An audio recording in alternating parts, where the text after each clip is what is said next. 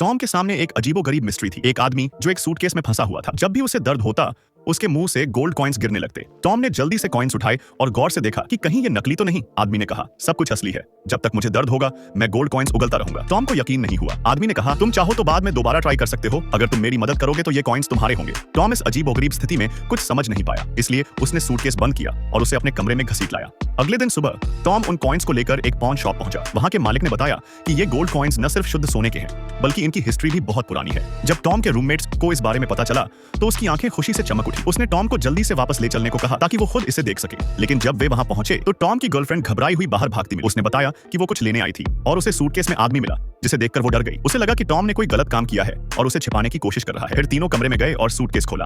अंदर बैठे आदमी ने बड़े अदब से उनका स्वागत किया, जिसे देखकर टॉम का रूममेट और गर्लफ्रेंड दोनों दंग रह गए। टॉम की गर्लफ्रेंड बोली, हमें इसे तुरंत बाहर निकालना होगा। लेकिन जैसे ही वे उसे निकालने लगे, आदमी दर्द से चीख पड़ा और उसके मुंह से और गोल्ड कॉइन्स गिरने लगे। अब टॉम का रूममेट उन कॉइन्स को देख रहा था जैसे उसके सामने सोने का पहाड़ खड़ा हो। वो टॉम को समझाने लगा कि अगर आदमी को दर्द से गोल्ड कॉइन्स मिलते हैं तो क्यों ना इसका फायदा उठाया जाए। लेकिन टॉम नेक दिल था, उसने मना कर दिया क्योंकि किसी और के दर्द पर अपनी खुशी बनाना सही नहीं था। लेकिन उसका रूममेट नहीं माना। उसने गुस्से में सूटकेस को उठाया और उसे घर के बाहर पटक दिया। आदमी की चीखों के साथ ढेर सारे गोल्ड कॉइन्स जमीन पर गिर पड़े। टॉम की गर्लफ्रेंड भी हैरान थी। एक कॉइन में ही पूरा हैंडबैग खरीदा जा सकता था। अब टॉम को भी मानना पड़ा। उसने कहा, ठीक है, लेकिन सिर्फ 48 घंटे, फिर इसे छोड़ देंगे। इसके बाद तीनों ने आदमी को दर्द देने के हर तरीके आजमाने शुरू कर दिए ताकि ज्यादा से ज्यादा गोल्ड कॉइन्स मिल सके। देखते ही देखते उनके पास इतना पैसा आ गया कि उन्हें जिंदगी भर किसी चीज की चिंता नहीं करनी पड़ी। शुरुआत में तो वे उसकी मदद करना चाहते थे, लेकिन अब वे चाहते थे कि वो जितना ज्यादा दुख झेले उतना ही अच्छा। आदमी दर्द से चिल्लाता रहा और गोल्ड कॉइन्स गिरते रहे, लेकिन उनकी लालच खत्म नहीं हो रही थी। अब तीनों ने अगले कदम की सोची, इलेक्ट्रिक शॉक्स देने का।